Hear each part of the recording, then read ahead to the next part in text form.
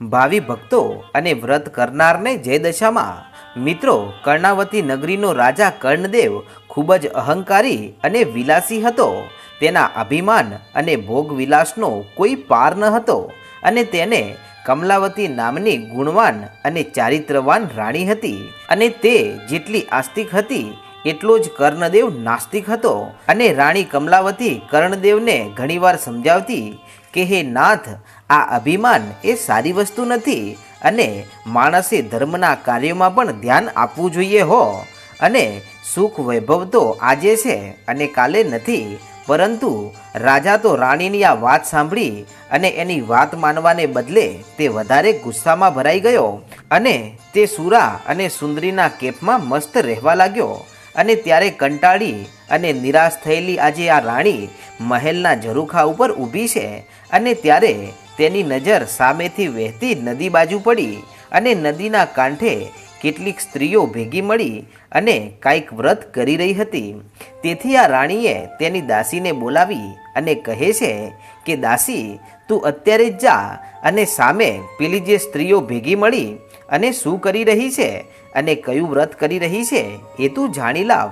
અને ત્યારે આટલા શબ્દો સાંભળતાની સાથે દાસી ચાલતી ચાલતી એ બધી બહેનોની પાસે પહોંચી અને ત્યાં જઈને કહે છે કે બહેન, તમે કયું વ્રત કરો છો અને આ વ્રત કરવાથી શું ફાયદો થાય છે અને આ વ્રત કેવી રીતે કરવું, આ બધી જ માહિતી ભેગી કરી અને આ દાસી ચાલતી ચાલતી પાછી રાણીની પાસે આવી અને કહે છે કે હે મહારાણી, આ તો દશામાનું વ્રત કરે છે.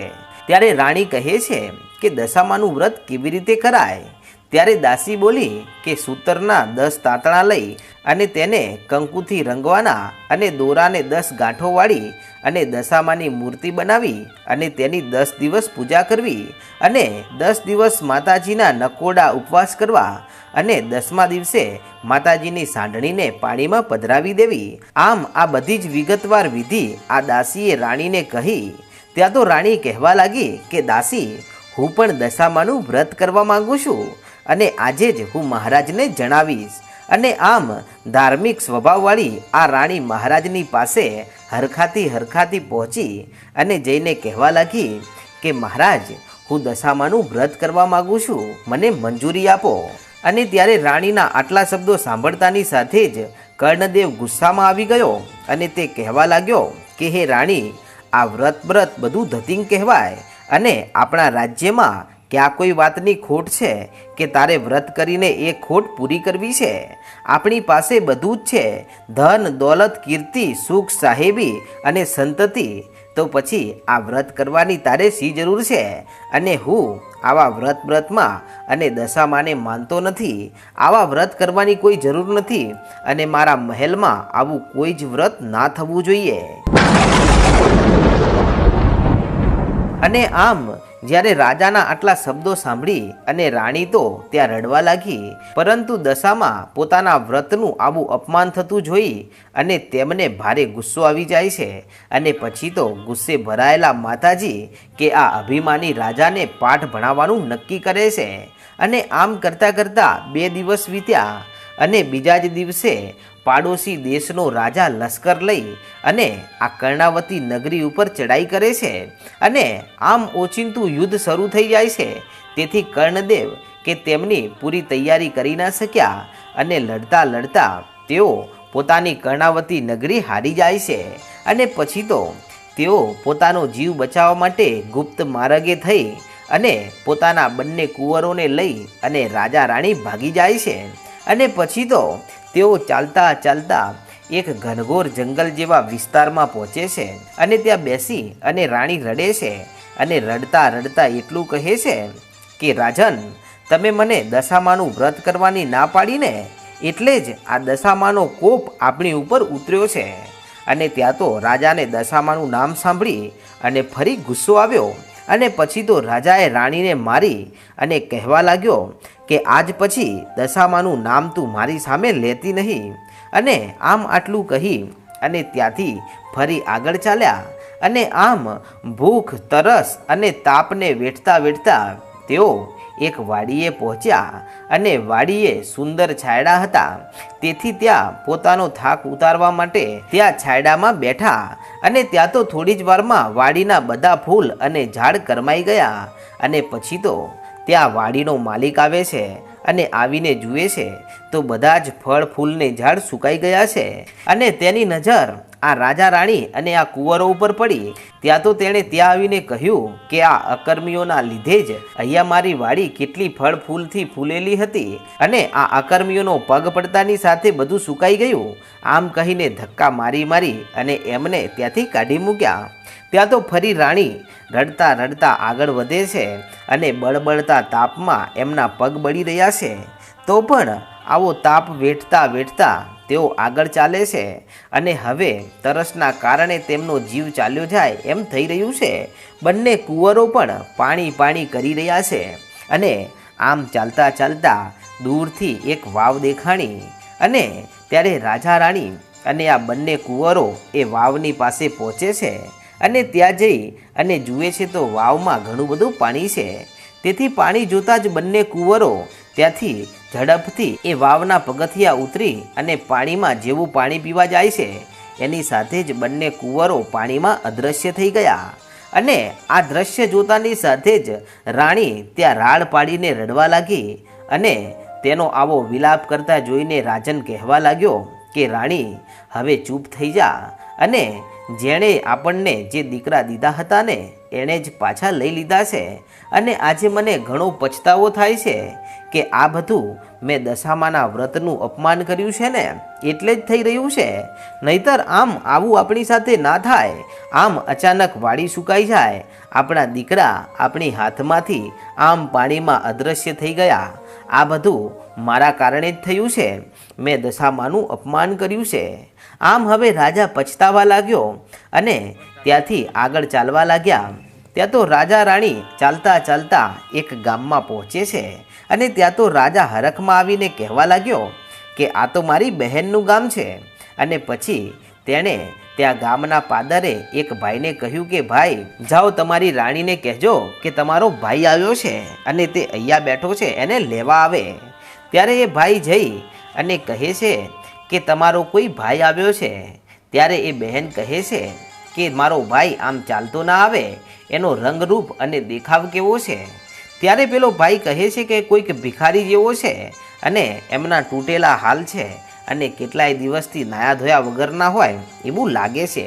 ત્યાં તો પેલી બહેન હસવા લાગીને કહે છે કે મારો ભાઈ તો કર્ણાવતી નગરીનો રાજા છે, એ આવો ભિખારી જેવી હાલતમાં ના આવે, પરંતુ તમે એને મારો ભાઈ કહો છો તો લો એના માટે થોડું ખાવાનું મોકલાવું છું, એ લેતા જાઓ. આમ કહી અને આ બહેને પોતાના ભાઈ માટે પિત્તળના ઘડામાં ચોખ્ખા ઘીની સુખડી ભરી અને માય એક સાંકડું મૂક્યું અને કહે છે કે એ ગરીબ માણસને આ સોનાનું સાંકડું કામ લાગશે. આમ કહી અને એ ભાઈ સાથે મોકલાવ્યું. ત્યારે આ ઘડો જોઈ અને રાજા રાણી ઘડો ખોલીને જુએ છે. ત્યાં તો સુખડીની જગ્યાએ કોલસા છે અને જે સાંકડું હતું એની જગ્યાએ ફૂંફાળા મારતો સાપ છે. ત્યારે રાજાએ ઘડાને બાજુમાં મૂકીને કહેવા લાગ્યો કે હે રાણી, આ શું થયું?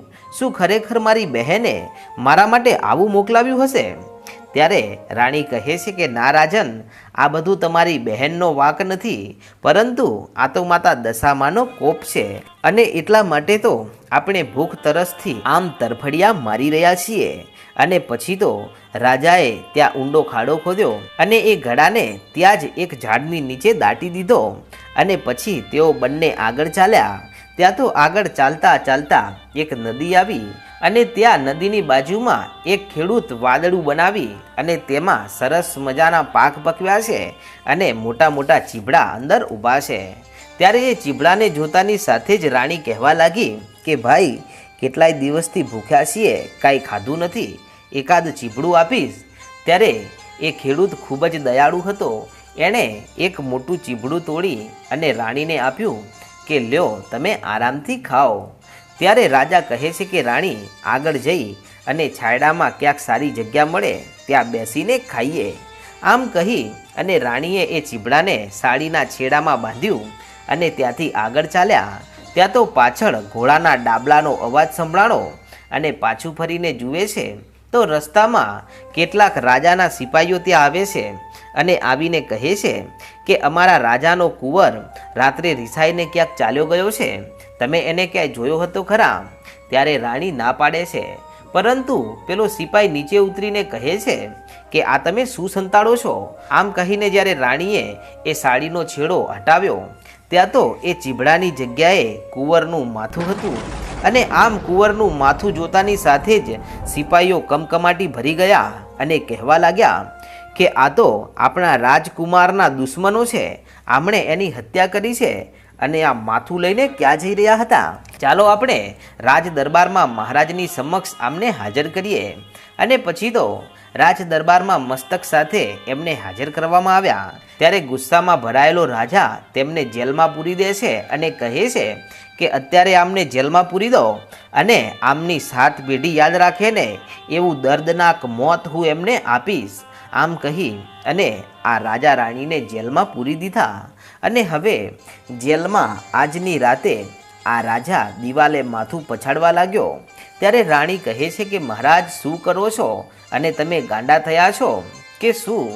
ત્યારે રાજા કહે છે કે હે રાણી, કાશ મેં ઘમંડ અને અહંકાર ના કર્યો હોત અને તમને જો દશામાનું વ્રત કરવા દીધું હોત ને તો આજે આપણી આવી દશા ના થઈ હોત. કારણ કે આ જે કાંઈ પણ થયું છે ને એ બધું મારા અહંકારના લીધે થયું છે. મેં દશામાના વ્રત કરવાની તમને ના પાડી હતી અને ઉપરથી ખરા ખોટા વહેણ કયા હતા, એના માટે જ આ બધું થઈ રહ્યું છે. માટે હે રાણી, હવે મને માફ કરી દો અને હે દશામાં મારી ભૂલ થઈ, મને ક્ષમા કરો. ત્યારે રાણી કહે છે કે મહારાજ, હવે તમે તમારું પ્રાયશ્ચિત કરી ચૂક્યા છો, તો ચાલો અહીંયા જેલમાં બેઠા બેઠા જ આપણે દશામાની ભક્તિ કરીએ અને એમને રીઝવવાના પ્રયાસો કરીએ. અને આમ આટલું કહી અને રાજા રાણીએ ત્યાં જેલમાં જ તપસ્યા શરૂ કરી અને 10-10 દિવસ સુધી રાજા રાણીએ માતાજીના નામના જાપ કર્યા, નકોડા ઉપવાસ કર્યા અને ત્યાં બેઠા બેઠા મનથી માનસિક રીતે દશામાની સેવા પૂજા કરી અને કહે છે કે માં, અમે અત્યારે જેલમાં છીએ અને જો કદાચ તું અમને છોડાવીશ ને તો અમે તારા ભાવ ભક્તિથી તારા વ્રત કરીશું અને બીજા લોકોને પણ આ વ્રત કરવાની પ્રેરણા આપીશું. અને ત્યારે એમના શબ્દોમાં દશામાં સાંભળી જાય છે અને એક રાત્રે દશામાં આ રાજા રાણીને સપને આવે છે અને સપને આવીને કહે છે કે રાજન, તમારી માનસિક સેવા પૂજાથી હું દશામાં પ્રસન્ન થઈશું અને હવે હું તને વચન આપું છું કે જા દીકરા, હવે તારા દુઃખના દાડા ગયા અને હું દશામાં તારા સુખના દિવસો લાવું છું. આમ કહી અને દશામાં ત્યાંથી અદૃશ્ય થઈ ગયા. અને ફરી જે રાજાએ આમને જેલમાં પૂર્યા હતા એ રાજાના સપનામાં આવીને કહે છે કે હે રાજન, તે જે રાજા રાણીને જેલમાં પૂર્યા છે ને એમને વહેલી સવારે છોડી દેજે, કારણ કે એ તો મારો પ્રકોપ હતો અને એમના હાથમાં જે ચીબડું હતું એનું મેં તારા કુંવરનું માથું બનાવ્યું હતું. તારો કુંવર રિસાઈને ગયો છે, એ જીવે છે અને વહેલી સવારે તે પાછો આવી જશે, પરંતુ સન્માનભેર તું આ રાજા રાણીને છોડી દેજે. આમ કહી અને દશામાં અંતર ધ્યાન થઈ ગયા અને બીજો દિવસ થયો ત્યાં તો સાચે જ રાજાનો કુંવર પાછો આવી જાય છે. તેથી રાજાએ આ બંનેને છોડી મૂક્યા અને એમની માફી માગીને કહે છે કે અમારી ભૂલ થઈ, હવે તમે છૂટા, અમે તમને કોઈ સજા કરવા નથી માગતા. અને ત્યારે રાજા રાણી ત્યાંથી ચાલતા ચાલતા પાછા ફર્યા અને ચાલતા ચાલતા તેઓ જે જગ્યાએ પેલો ઘડો દાટ્યો હતો ત્યાં આવે છે અને ત્યાં આવીને ખાડો ખોદી અને પેલો ઘડો બહાર કાઢે છે અને એના ઉપરથી કપડું લે છે તો તેમાં સોનાનું સાંકડું છે અને ચોખ્ખા ઘીની સુખડી છે. ત્યારે આ ઘટના જોઈને રાજા રાણી ખુશ થયા અને રાણી કહે છે કે રાજન, લાગે છે કે હવે આપણા દુઃખના દિવસો ગયા. અને પછી રાજાએ ફરી ગામના પાદરેથી પોતાના બહેનને સંદેશો મોકલાવ્યો. ત્યાં તો બહેન રથ લઈ અને પોતાના ભાઈ ભાભીને લેવા આવે છે અને એમને પોતાના રાજ્યમાં થોડાક દિવસ મહેમાનગતિ કરાવે છે અને પછી રાજા રાણી ત્યાં રહી અને થોડાક દિવસમાં ત્યાંથી વિદાય લઈ અને પાછા આગળ ચાલે છે. અને તેઓ ચાલતા ચાલતા આ વાવની પાસે આવે છે અને ત્યાં આવી અને જુએ છે તો એક ડોશીમાં બંનેના કુંવરોને લઈને ઊભા છે ને કહે છે કે રાજન, લો આ તમારો કુંવર અને હું તમારી રાહ જોઈને બેઠી હતી. ત્યારે રાજા પૂછે છે કે તમને મારા કુંવરો ક્યાંથી મળ્યા?